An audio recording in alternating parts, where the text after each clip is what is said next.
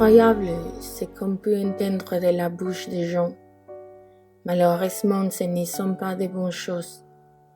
Malheureusement, la plupart du temps, on passe à écouter de mauvaises nouvelles et des confessions que les gens font quand ils se laissent emporter par les émotions.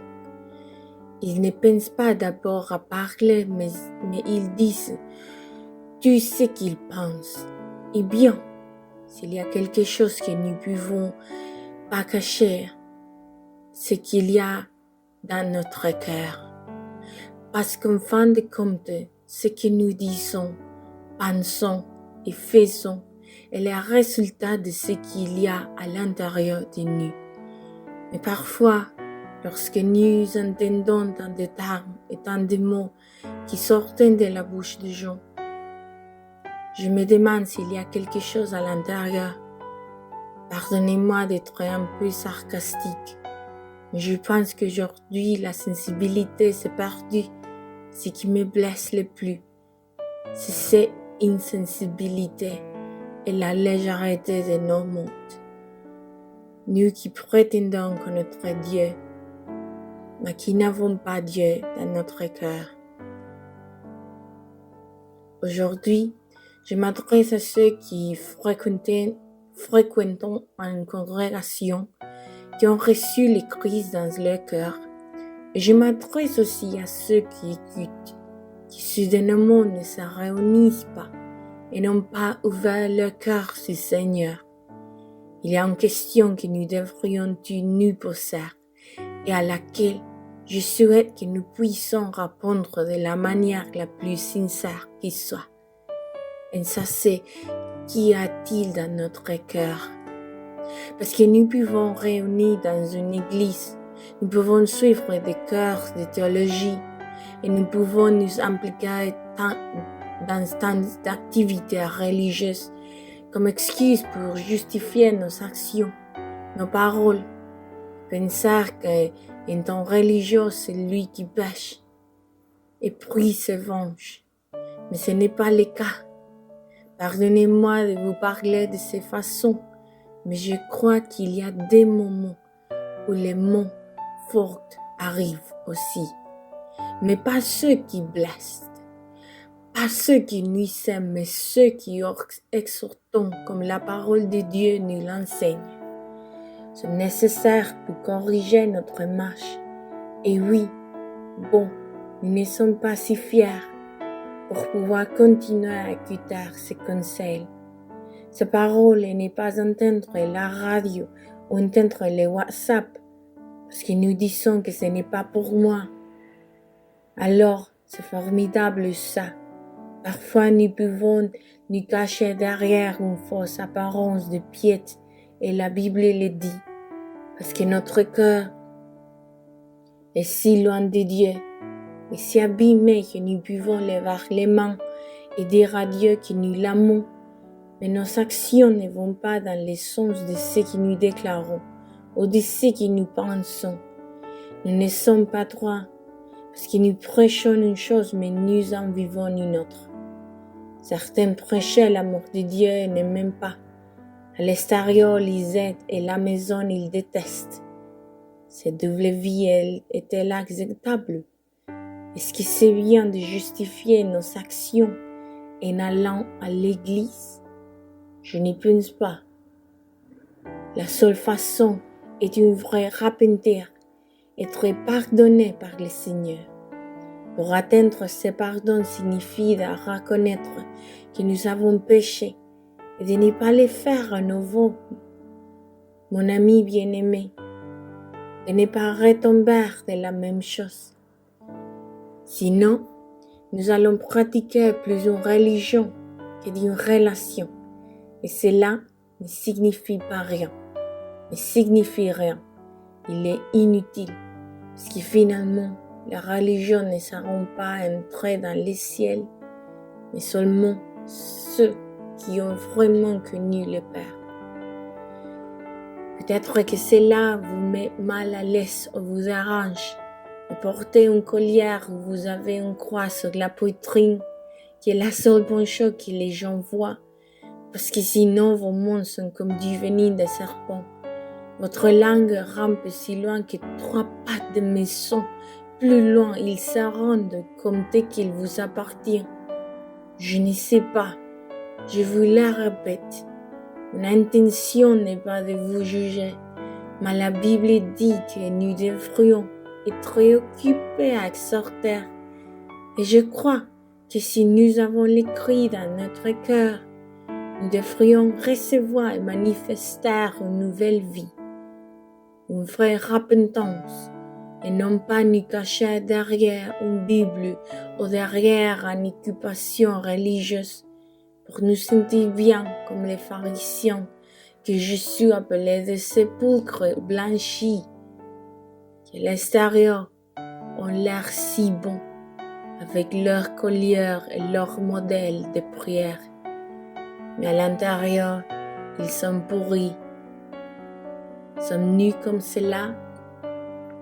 Et je m'inclus, parce que quand je me lève pour prier, la première chose que fait le Seigneur est de nous amener devant ses croix pour connaître notre réalité. C'est que les mondes voient en nous. Eh bien, tout d'un coup, vous dites, ah, parole formidable, c'est une vérité. Donc, je ne fréquente aucune église. Donc, je ne crois en aucune évangélique. Mais tu es le même. Parce que l'église n'est pas mauvaise. L'évangile n'est pas mauvaise. Il y a des gens qui se cachent derrière la vérité du Seigneur pour cacher leurs péchés et n'est pas vraiment se confesser que c'est un détourné. C'est une autre chose. Mais l'église n'est pas mauvaise. L'évangile n'est pas mauvais. C'est nous qui devons observer comme nous sommes. Et toi aussi, mon cher ami. Est-ce que ce sera une autre excuse? Tu pourrais dire, c'est pour ça que je ne fais pas de congrégation. C'est pour ça que je suis ma vie. C'est pour ça que je ne crois pas au évangélique. Ah, mais si tu crois en toi, tu crois en toi-même, tu ne profites pas de la vie avec tes enfants. Tu vas te saluer. L'argent que tu devrais investir dans la maison, tu ne l'investis pas. Tu as une femme hors mariage ou tu as un homme. Ta femme, tu m'entends, hors mariage. Tu as des enfants rebelles parce que pour toi, divorcer est plus facile. Tu voles au travail, tu voles du temps et puis tu dis je ne suis pas comme ces évangéliques. Je préfère ne pas aller à l'église. Ah, mais tu préfères vivre dans ta double vie mondaine, loin de Dieu. Nous sommes prompts à juger les autres parce que nous les voyons comme ayant une tache dans l'œil. Et comme il est facile de voir la tache et de ne pas voir la bouche de notre propre œil. Pardonnez-moi ce que Jésus a dit, mais c'est ce que Jésus a dit. Comment est-il possible que vous essayiez d'enlever la tache dans l'œil de celui qui est devant vous quand vous avez une bouche, un peutre dans votre propre œil? Vous finirez par frapper l'autre et le blesser si vous ne travaillez pas d'abord ou ne permettez pas à Dieu de travailler en vous, de reconnaître votre condition. Comme pouvez-vous juger les autres? Mais nous sommes prompts à juger. Il suffit d'écouter certaines personnes et nous nous rendons compte de ce qu'il y a dans leur cœur, de ce qu'il y a dans leurs mots, de ce que leurs mots ont. Tous les temps nous vivons vous les verse, anxieux, inquiets, stressés. Il y a toujours quelque chose que nous voulons atteindre. Il y a toujours quelque chose que nous atteindrons jamais. Il y aura toujours une insatisfaction. Nous voulons toujours plus et nous ne serons jamais heureux en reconnaissant avec ce que nous avons déjà. Et nous devenons des personnes ennuyeuses. Nous cessons de sourire et d'apprécier les petits détails de la vie. Ce n'est que lorsque nous sommes au sol de la mort que nous reprenons nos esprits et que nous nous disons « Je ne profite pas de mon temps. Mais à quoi bon? Ces mots pouvaient être durs aujourd'hui, mais ils pouvaient sauver votre vie. Tant qu'il y a de la vie, il y a de l'espoir. Corriger notre chemin est nécessaire, mais par nos propres forces, nous n'y arriverons pas. Nous avons besoin de Dieu, mais d'une vraie relation avec Dieu, pas d'une religion qui nous fait passer pour ce que nous ne sommes pas, sans une vraie relation qui met en lumière ce que nous sommes pour être transformés et pouvoir manifester les crises en toutes choses. Nous vivons dans un monde plein d'amertume. Personne ne s'occupe de rien. Restons ceux qui sont vraiment sensibles aux besoins des autres, et tant qu'il ne s'agit pas de moi. Je ne me soucie pas de ce qui arrive aux autres.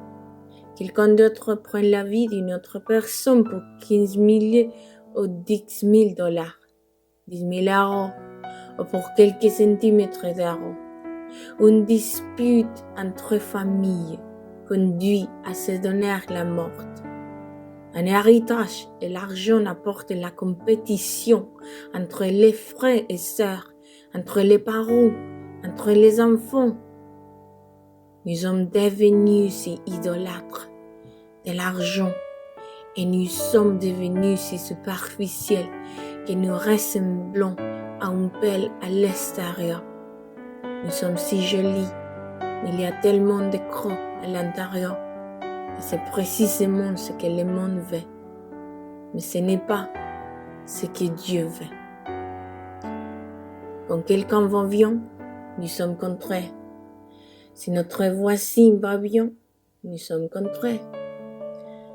Il est plus facile de faire ressortir tous ses défauts et de se plaindre à Dieu parce qu'il va bien et que je ne vais bien. Quelle vérité formidable!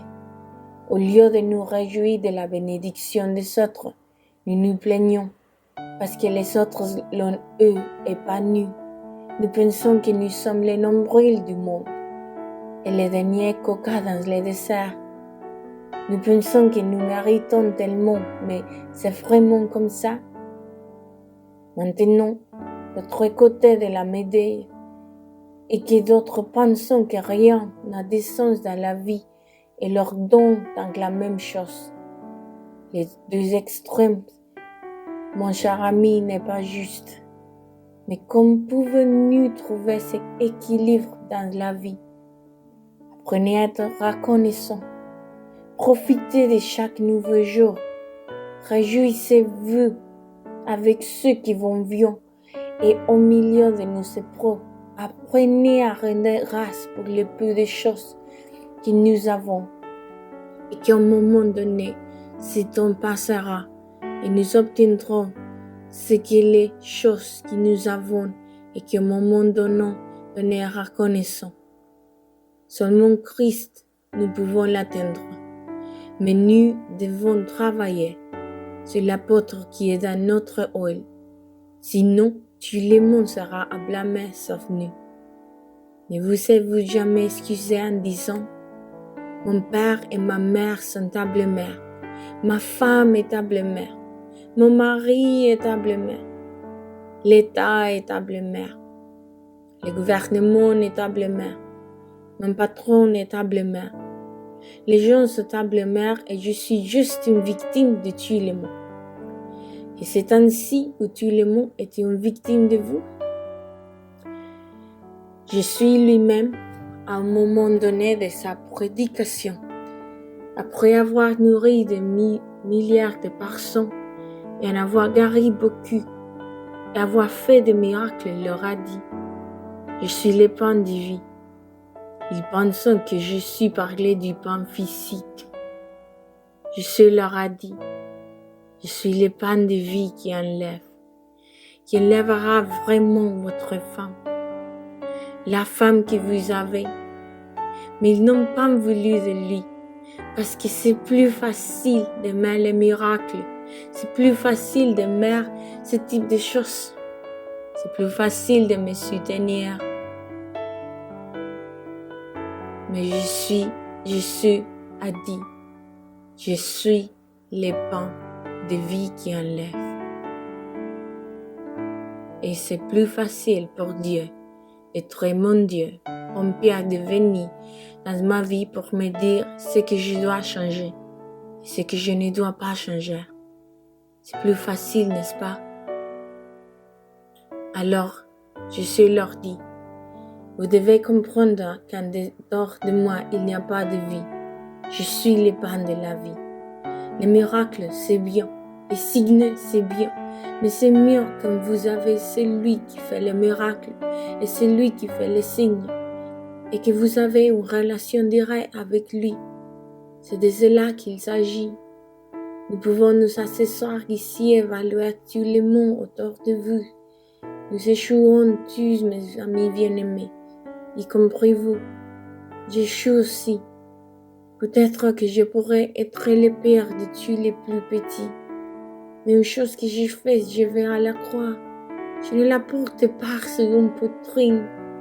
Je ne me comprenais pas. Non, avec un chapelet. Pardonnez-moi de le dire ainsi, ou la plus grande Bible pour indiquer que je suis le plus spirituel. Je m'étais et j'ai crié à Dieu. Je reconnais ma faiblesse. Et alors, sa puissance se perfectionne dans ma faiblesse. C'est ce dont nous avons besoin aujourd'hui, mes amis bien-aimés. Jésus a dit au peuple, c'est fini. Vous avez besoin du vrai pain de la vie et c'est moi. Suivez-moi. Suivez-moi. Beaucoup sont partis. Ils n'aiment même pas ça. Nous voulons vivre sur les miracles. Certains diront, c'est comme ça que l'on met les gratuits savoureux, n'est-ce pas?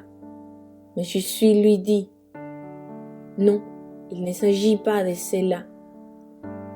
La parole de Jésus était si dure que ses disciples disaient, ses disciples, ceux qui les suivaient, avaient un engagement plus grand. Ils disaient que ces paroles étaient dures, et savez-vous que Jésus leur a répondu, ah, ils sont durs, vous voulez partir aussi? Allez-y, je ne vais pas vous empêcher. Jésus a dû leur montrer leur réalité. Quelle est notre réalité? Je voudrais que nous puissions méditer sur ces points pendant un moment et de réaliser qu'il n'y a en nous. Parce que le livre de Jacques dit, ou les querelles des autres.